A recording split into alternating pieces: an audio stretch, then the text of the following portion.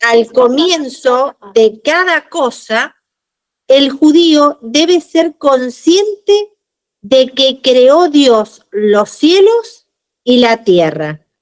Rabbi Moshe Leib de Sasov.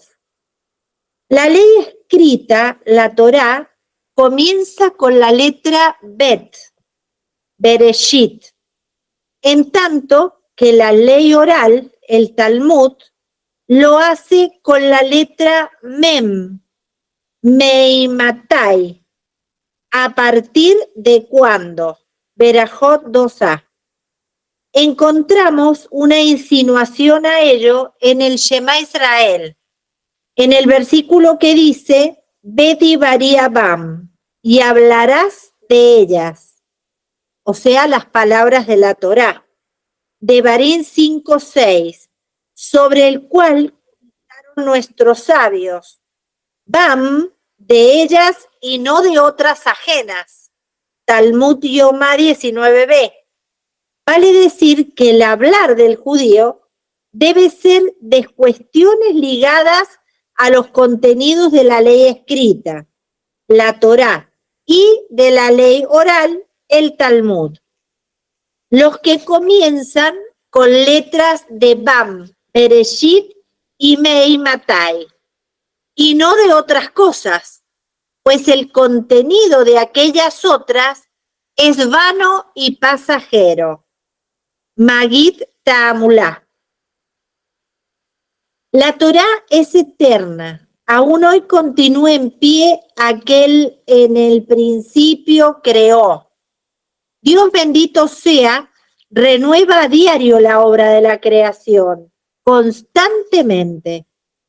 Como es sabido, cuando el orfebre culmina la elaboración de una vasija, esta y su existencia futura ya no dependen de él.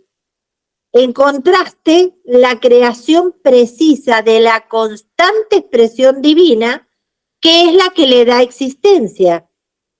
En caso de que esta sagrada palabra fuese retirada, Dios no lo quiera, siquiera por un instante, el mundo retornaría a la nada absoluta. Esta es la explicación de las palabras que pronunciamos en nuestras plegarias, quien en su bondad renueva a diario, constantemente la obra de la creación. Rabbi Israel Baal Shem Tov. Bien, dijeron nuestros sabios que cuando los ancianos tradujeron la Torá para el rey Ptolomeo, traducción que se conoce como la Septuaginta, en lugar de en el principio creó Dios, tradujeron Dios creó en el principio. Talmud Megilá 9. ¿A qué se debe esta variante en el orden de las palabras? De acuerdo a las reglas idiomáticas, el sujeto debe mencionarse al comienzo de la oración, tal como decimos, por ejemplo, Rubén construyó su casa y no construyó su casa Rubén. Así también en el versículo en primera instancia debería figurar Dios, el sujeto de la creación. Pero entre los judíos no sucede así. Para ellos no es novedad el hecho de que fue Dios quien creó el universo. Ellos obtuvieron la fe en la existencia de Dios y la creación del mundo al salir de Egipto. Al partirse el Yam Suf y durante la revelación divina en el monte Sinaí, hasta el punto de que este elemento fundamental de la fe quedó profundamente arraigado en sus corazones. Con la narración del Génesis de Bereshit, la Torá pretendió principalmente darnos a conocer el orden cronológico de la creación, qué fue creado primero y qué fue creado después. De modo que el sujeto de la oración para los judíos es Bereshit, en el principio. Es decir, primero creó Dios el cielo y la tierra. En efecto, muchos de los Rishonim comentan que la Torá quiso brindarnos en principio una descripción cronológica de la creación. Frente a Ptolomeo, sin embargo, era menester ante todo aclarar este fundamento de la fe, que Dios es el creador del mundo, de modo que Dios se convierte para él en el sujeto de la oración. Por ello, los sabios escribieron en su traducción: Dios creó en el principio. Shemen Amaor. Por medio de este pensamiento se puede relacionar las palabras finales de la Torá. A los ojos de todo Israel, Devarim 34:12, con su comienzo, en el principio creó Dios. Bereshit 1:1. Únicamente a los ojos de todo Israel, el pueblo judío, se escribió: en el principio creó Dios.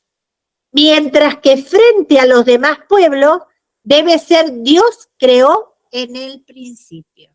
En el principio creó Dios los cielos y la tierra tierra estaba desolada y vacía.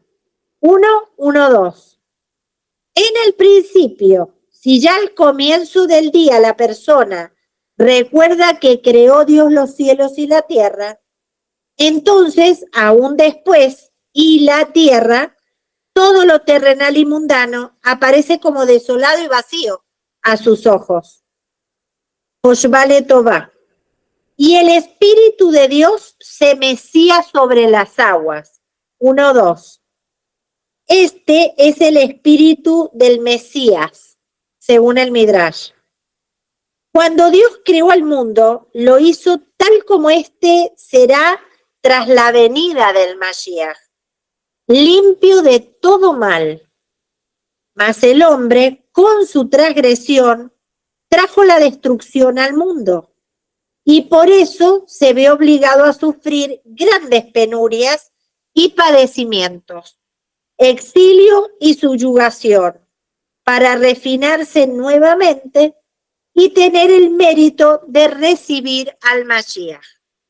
Sin embargo, el espíritu mesiánico ya se mecía frente a Dios en el momento de la creación. Tefarim. Y dijo Dios: haya luz, y fue la luz. Y vio Dios la luz, que era buena, y separó. Esto lo encontramos en Bereshit 1:3-4. Vio que esta no era apropiada para que los impíos hagan uso de ella, y la separó para los justos en el futuro venidero, según Rashi. Hay otras opiniones al respecto. Esta frase se halla insinuada en el texto bíblico en sí, pues la expresión haya luz está en futuro y a continuación de inmediato fue dicho y fue la luz. Y no hizo y creó en pasado. Ello significa que esta luz se convirtió inmediatamente en un hecho del pasado, es decir, estaba, pero ya no está más, pues fue guardada para los justos en el futuro venidero. Gaón de Vilna. Y llamó Dios a la luz día y a la oscuridad llamó noche. 1:5. Llamó Dios noche. No dice, sino tan solo llamó noche, pues Dios no une su nombre al mal. Ello es lo que está escrito. Él conoce lo que hay en la oscuridad y la luz con él mora. Daniel 2:22. Midrash. Del Supremo no saldrán los males, dice el versículo Eijá 3:38. Pues aún aquello que al ojo humano parece ser mal, obedece en realidad a una meta de bien, ya sea para expiar culpas recibiendo el castigo durante su estadía en este mundo o para incrementar su recompensa en el mundo venidero. Por ello, Dios no une su nombre al mal, pues para Él todo es bien y el mal no existe. Solo a los ojos del ser humano, esta cosa o aquella parecería ser mal. Para ello trae el Midrash a colación las palabras del versículo: conoce lo que hay en la oscuridad y la luz con él mora. Dios sabe lo oculto dentro de la oscuridad, conoce cuál es la finalidad e intención intrínseca en la aflicción, de modo que para él todo es bien y luz. La luz con él mora. Ketav Sofer. De acuerdo a las reglas idiomáticas, la repetición de un mismo sujeto en la misma oración carece de sentido. Y puesto que dice, y llamó Dios a la luz día, ya no tendría sentido decir, y a la oscuridad llamó Dios noche. Pues entonces, ¿qué pregunta plantea el mencionado Midrash? El Midrash se cuestiona el orden del versículo. Bien podría haber dicho, y llamó Dios a la oscuridad noche, y a la luz llamó día. Tal como a continuación dice, y fue la tarde y fue la mañana. Primero noche, después día. Debería haber dicho primero oscuridad y recién luego luz. A ello responde el Midrash y dice que la anteposición de luz a la oscuridad se debe a que se quiso evitar que Dios esté junto a la oscuridad, pues Dios no une su nombre al mal. La Vesh en nombre del rabí de Tiklim. Esto tiene mucho que ver con lo que aprendemos Rabino Shalom Arush, ¿no? Cuando dice que todo es para bien. Bueno, la luz, o sea, no es la luz física, sino es otro tipo de luz, ¿o cómo es esa cuestión? Hay una luz especial que había en el principio de la creación, según hemos aprendido en el libro Creación del Rab Joseph Bitton. Entonces, esa luz dicen que ya existía y que esa luz es la que ha sido reservada para la época del Mashiach. Y después dice que, no me acuerdo bien si de esa luz surgió lo de las luminarias del cuarto día. Bueno, en realidad en el primer versículo ya está creado todo, según el rabino Joseph Bitton, con el verbo bará, cuando dice en el principio creó Dios los cielos y la tierra. En realidad hay una palabra en hebreo que se llama et, cuando dice a los cielos y a la tierra. Ahí es donde se explica de que ya está creado tanto los cielos con todo lo que contiene y la tierra con todo su contenido. Según el primer nivel de estudio, literal, esa luz es la luz del sol. Según el Midrash, habla de que es una luz que está como que Dios de alguna manera la creó y la reservó solamente para los justos, como dice Rashi. Esas son las diferencias. O sea, uno vendría a ser, un nivel está aplicado más a lo literal, o sea, como que habla acerca de la luz del sol, y el otro que estamos leyendo acá habla justamente de eso, no, que es una luz fuera del sol, que está reservada y demás, y solamente está para los tiempos del Mashiach, ¿no?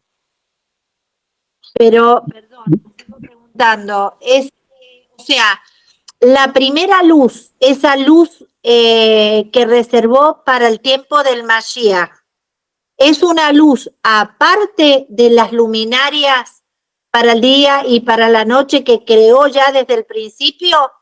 ¿O cómo es el asunto?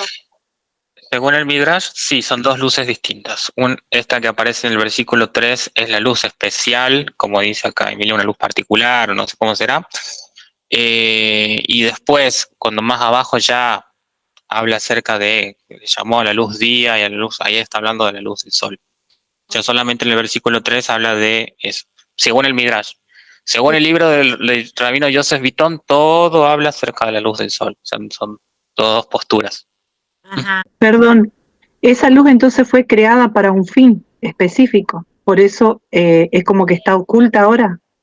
No, en realidad esa luz no fue creada, esa luz proviene de Hashem, según la postura, ¿no?, de la creación a partir del Ein Sof, se produce como un espacio entre medio de toda la inmensa luz de Hashem, que no es un espacio literal, y allí se produce el Tzimtzum, que es que la luz de Dios baja hacia un centro de un círculo que se ha abierto, y allí es donde está, digamos, la Sefirot, donde están todas las Sefirot, desde el Keter hasta el Malhut. Las 10 Sefirot. Claro, yo le digo esfera, pero son las sefirot, sí, así es. Sí, entonces esa luz siempre existió, porque esa luz proviene de Hashem, es una luz que no es creada. Sin embargo, la diferencia es que la luz del sol sí fue creada, ¿sí? Gracias. Bueno, y fue la tarde y la mañana un día. Creo que acá habíamos quedado. Para los judíos, el día sigue a la noche y la noche siguiente no pertenece al día anterior, sino al que le sigue. ¿Nehemías? Vos también mencionaste algo interesante al principio, hablaste de las traducciones del primer versículo cuando hablaba de que en el principio creó Dios, y la Septuaginta traduce Dios creó al principio. O Dios creó al principio, qué sé yo. Entonces esta diferencia sí la habíamos visto, también está en el libro Creación, así que los que no lo tengan lo pueden comprar y lo pueden ver ahí. Pero, o sea, para los judíos no había problema en que traduzcan en el principio creó Dios, bueno, está bien, uno que lo lee dice, bueno, está bien, a partir, como que Dios, que es el origen de todo, creó todo lo demás.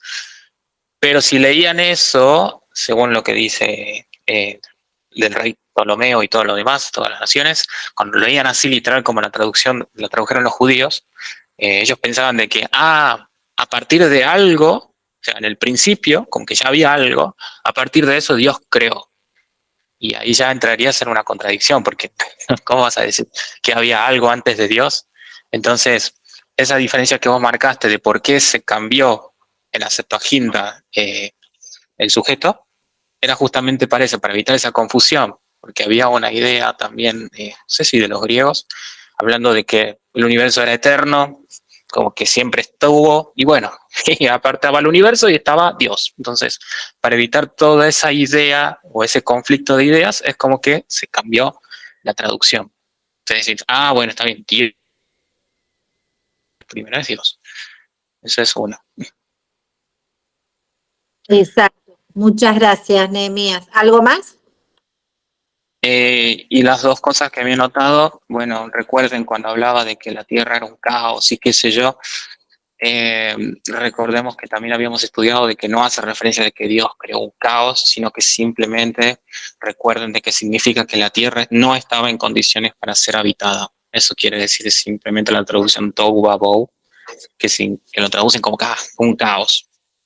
Y lo último, cuando dice el Espíritu de Dios, que aquí el Midrash citó el Espíritu del Mashiach, está bien la postura del Midrash, les hago recordar también que otra postura simplemente es un viento guiado por Dios. Cuando dice el Espíritu de Dios se movía sobre la faz del agua, ¿qué espíritu? Es un viento dirigido por Dios. Esa es otra, para que tengan en cuenta las dos posturas. Eso quería decir. Gracias, Nehemías. Sí, eso lo vimos en el libro Creación del Rab Joseph Vitón, ¿no? Importante las acotaciones, muchas gracias. Y fue la tarde y fue la mañana un día, vuelvo a leer, 1:5. Para los judíos, el día siguiente a la noche y la noche siguiente no pertenece al día anterior, sino al que le sigue. Entre los no judíos, por su parte, la noche va tras el día y pertenece al día pasado. Noche es el símbolo de la oscuridad, el sufrimiento y el castigo. Y los judíos primero sufren padecimientos y aflicción hasta que finalmente el día brilla para ellos con un sol de curación y redención. Con los demás pueblos de la tierra ocurre lo opuesto. En primera instancia brilla para ellos su día, pero su fin es oscuro, tal como expresaron los sabios. Los justos comienzan con padecimiento, mas su fin es la tranquilidad. Los impíos comienzan con tranquilidad, mas su fin es esfuerzo y sufrimiento. Bereshit Rabá 66. Por ello, entre los judíos, el descanso sabático tiene lugar en el séptimo día de la semana, el Shabbat, mientras que los otros pueblos lo hacen el primer día, domingo. También esto está en Bereshit Rabá 66. ¿A qué se debe que en este caso el versículo no diga el primer día, tal como en los días subsiguientes? Dice el segundo día, etc. ¿Por qué en lugar de ello dice un día y no dice el primer día? Cuando se dice primero, tácitamente, queda implícito que este está ligado con los siguientes, siendo el primero de ellos. Pero este día en realidad era de una categoría singular y diferente respecto de los demás días, y por lo tanto estaba desligado de ellos. En este se creó la luz que posteriormente fuera guardada para los justos, pues el mundo no merecía hacer uso de ella. Véase versículo 1:3. De ahí que este era un día y no el primer día, pues era de una calidad diferente a todos los demás siguientes. Meshech Jochma. Y separó entre las aguas de debajo del firmamento y entre las aguas de por encima del firmamento. Y fue así. 1:7. El Midrash nos dice que la expresión divina usual en los días de la creación, y era bueno, no se encuentra en el segundo día de la creación, pues en este día se separó entre las aguas de debajo del firmamento y las aguas que se encuentran por encima del firmamento. Y donde existe una separación, no hay cabida para el bien. Con este criterio, el cuarto día nos plantea un interrogante. Al llegar vemos que en él se hizo la separación entre luz y oscuridad. Y allí dice, ahí sí dice, era bueno. Lo que sucede es cuando se trata de luz y de oscuridad, dos valores diametralmente opuestos, no solo que debe haber una separación, sino que esta, por el contrario, es bienvenida. Luz y oscuridad no pueden convivir bajo un mismo techo. El caso de nuestro versículo, por el contrario, es diferente. Agua y agua son un mismo elemento. Y cuando se divide entre dos que son uno, entonces no hay bien.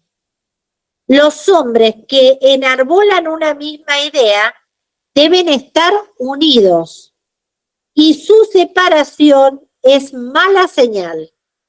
En contraste, la separación entre buenos y malos es justamente una buena señal.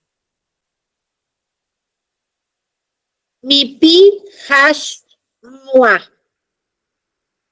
¿Alguna pregunta hasta acá? ¿Algún comentario o podemos seguir?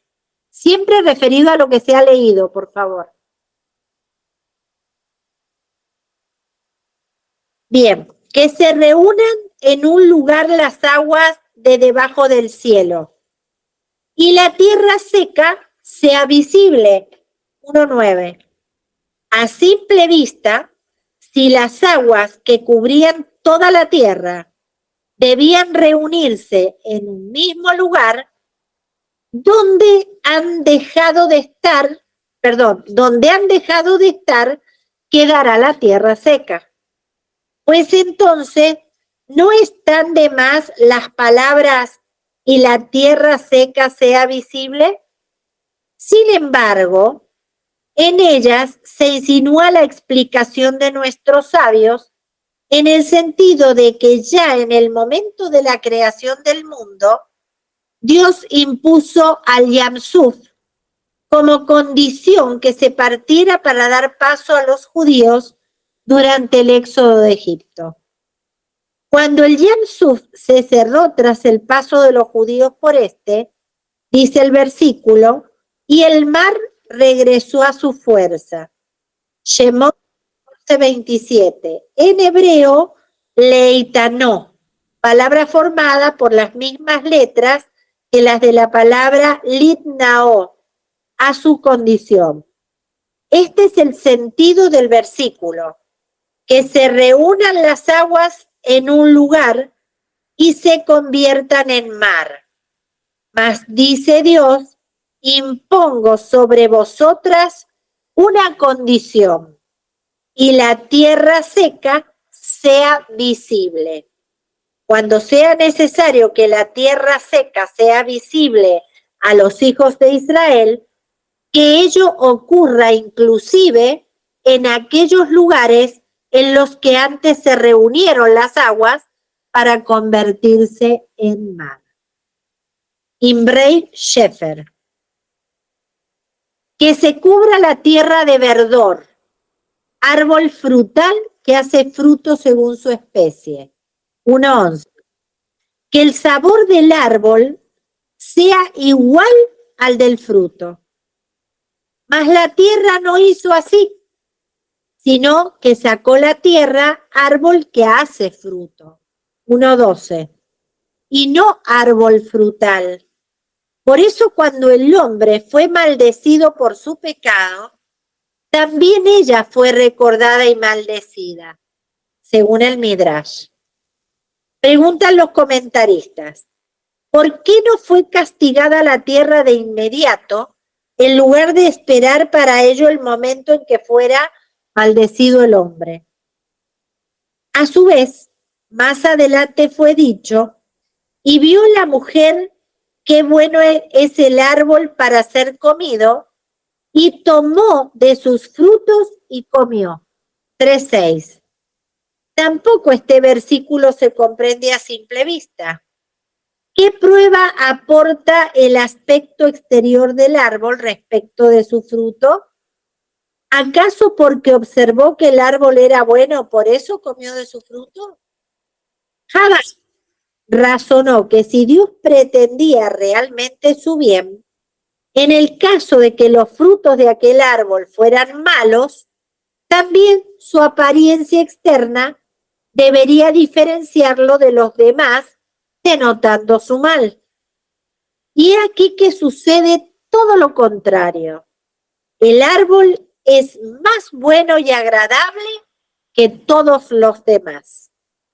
En los demás árboles, solo su fruto es comestible, mientras que en el árbol de la sabiduría, también el árbol es comestible. Por eso creyó Jabá a la serpiente. Eso es lo que expresa el versículo. Y vio la mujer que bueno es el árbol para ser comido. Aún su tronco era comestible, y por eso tomó de sus frutos y comió. Aceptó el argumento de la serpiente de que no era posible que un árbol tan bueno y especial como este pudiera portar la muerte en sus frutos, y comió de ellos. Resulta entonces que el error de Javá fue un resultado del incumplimiento del mandato del Creador por parte de la tierra respecto de los demás árboles frutales, haciéndolos crecer sin que sus troncos poseyeran el sabor de sus frutos. Si la tierra hubiera obrado conforme la ordenanza del Creador y los troncos de todos los árboles frutales hubieran sido tan comestibles como sus frutos, Javá no hubiera incurrido en el pecado de comer del fruto del árbol de la sabiduría, pues hubiera hecho caso omiso de las palabras de la serpiente. Por eso no fue castigada la tierra de inmediato, porque el ser humano posee libre albedrío, y Javá podría no haber prestado atención a la serpiente, y de haber obrado así, hasta hubiera corregido la acción de la tierra, pues ésta con su desobediencia incrementó el rigor de la prueba y por consiguiente la recompensa que merece quien no cae en la trampa del mal.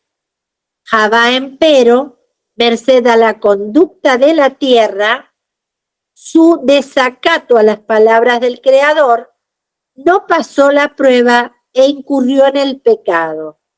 Entonces, recién en ese momento, la tierra fue castigada. Imrei Shefer. El autor del Penei Yehoshua declaró como regla general que por el incumplimiento de cualquiera de los preceptos positivos, y no solamente por el de no vestir una prenda en la que deberían colocarse tzitzit, véase Talmud Menajot 41, Dios castiga en el momento de su ira cuando el enojo rige los designios celestiales. Así, antes de que Adán y Javá pecaran, no era momento de ira, y por eso la tierra no fue castigada. Entonces, por transgredir un mandato de orden positivo. Pero luego del pecado, cuando éste despertó el enojo divino, también la tierra recibió su castigo. Agaón Maharam Biderman de Varsovia. E hizo Dios, 1:25. Los formó con su aspecto y estatura, Rashi. Ya desde el comienzo de su creación, las criaturas fueron hechos de un modo desarrollado e íntegro. El primer toro creado era tan completo como los que nacieron ayer, y así ocurrió también con el resto de las cosas creadas. Con ello quedan impugnadas las pruebas de los geólogos, los que sostienen que el mundo existe desde hace más de 6.000 años, pues se encontraron en la Tierra fósiles o minerales que, de acuerdo a las leyes evolutivas vigentes hoy en día, necesitarían millones de años para alcanzar su estado actual.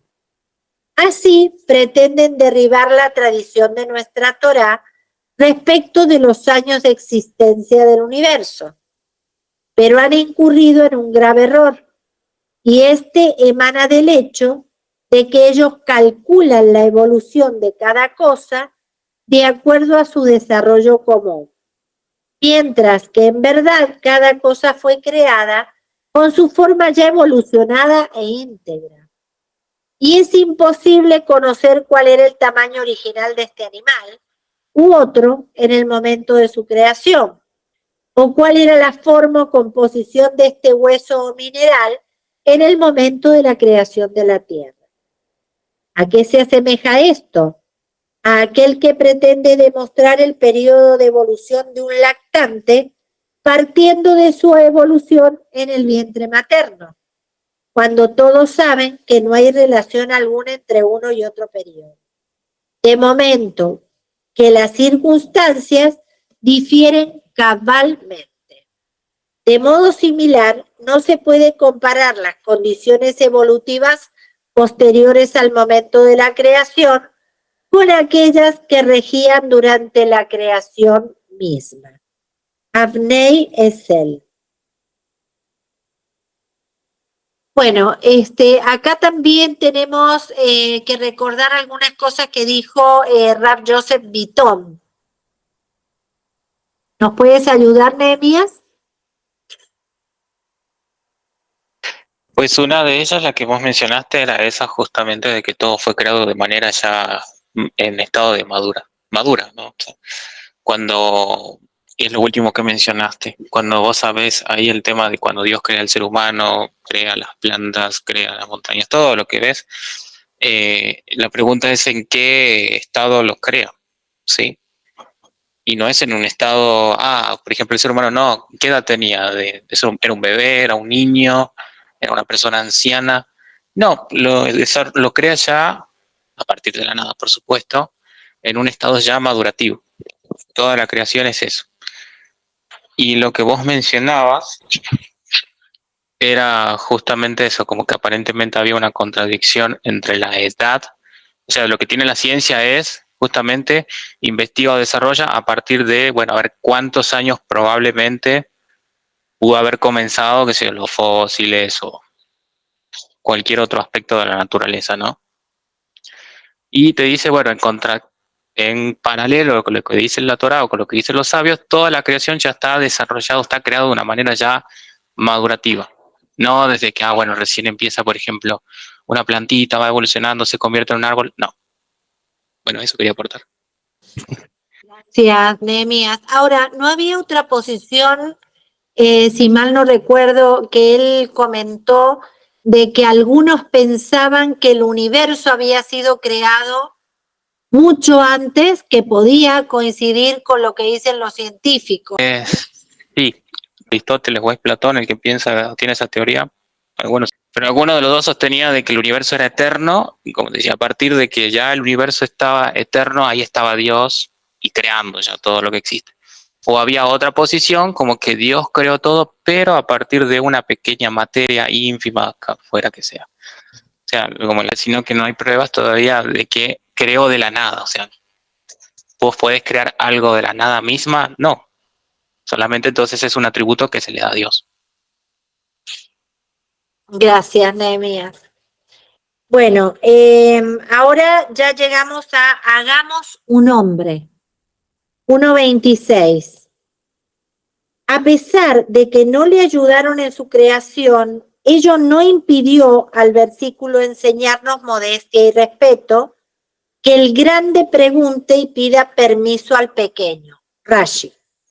Con esta explicación se comprende lo expresado por nuestros sabios. Todo aquel que se enorgullece es como si hubiera rendido culto idólatra. Talmud Sota 4. ¿Por qué?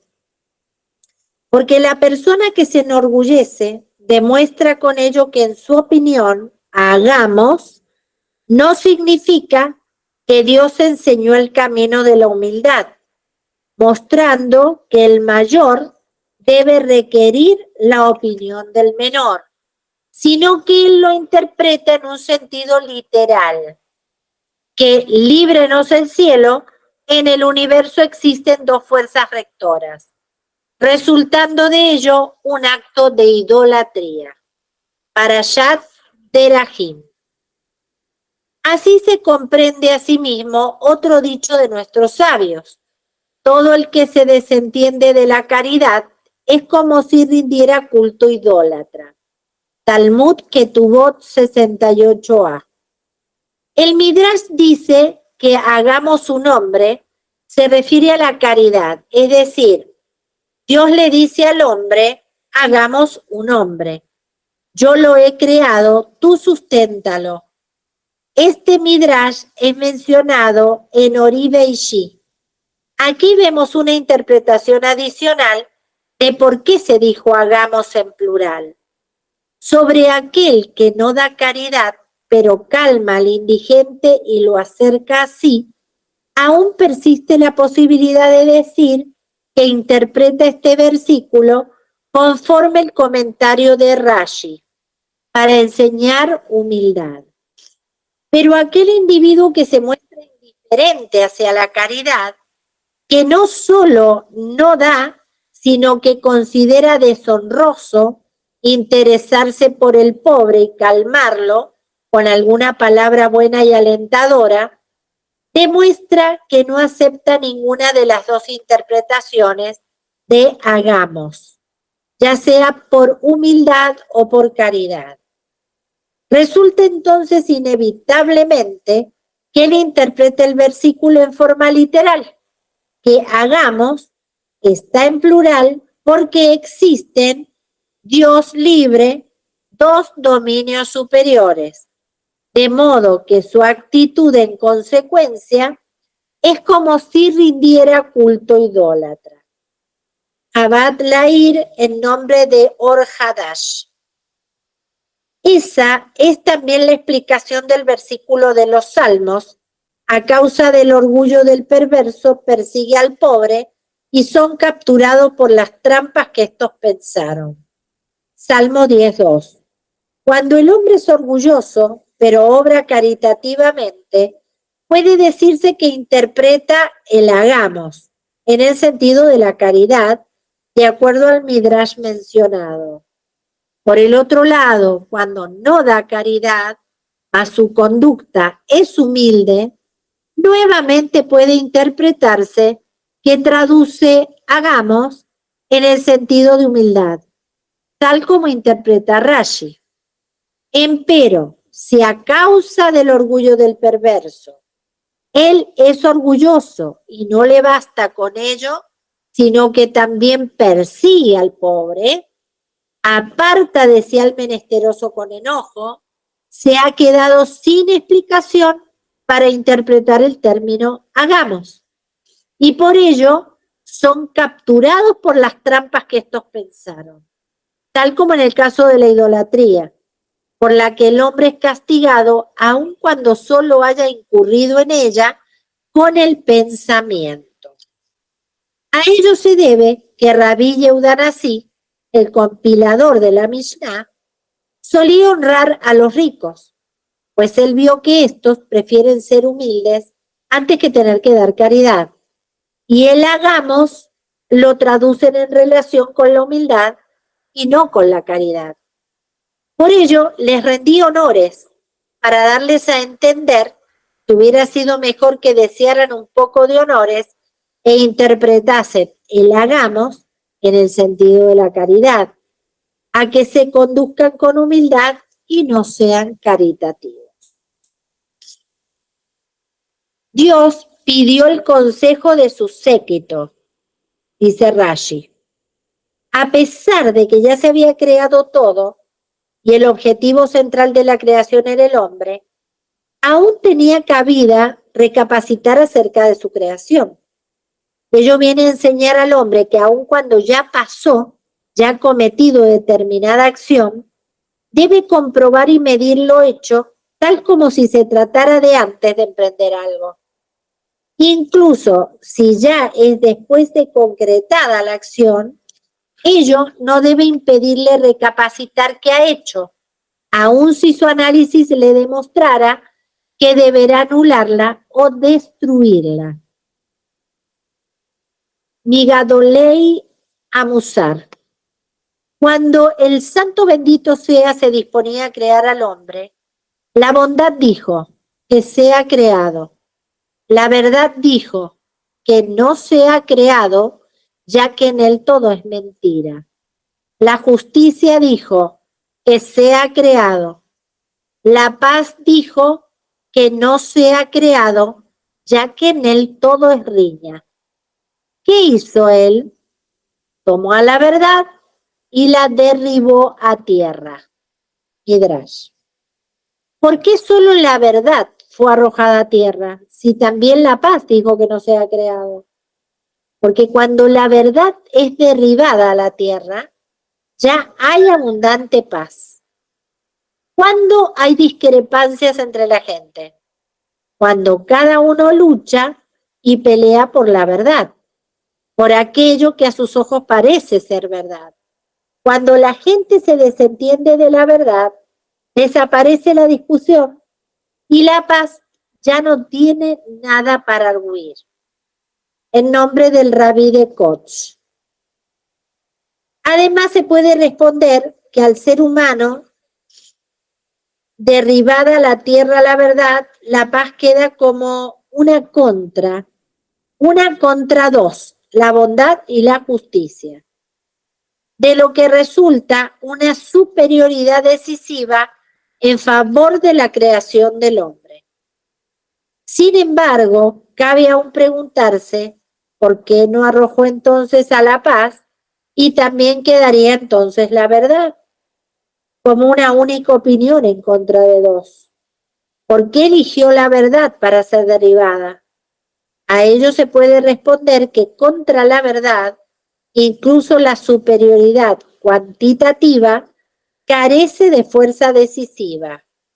Aun si la justicia y la bondad abogaran por la creación del hombre, ya que éste hará actos de bondad y justicia, vendría la verdad y demostraría que también su bondad y justicia mismas son falsas.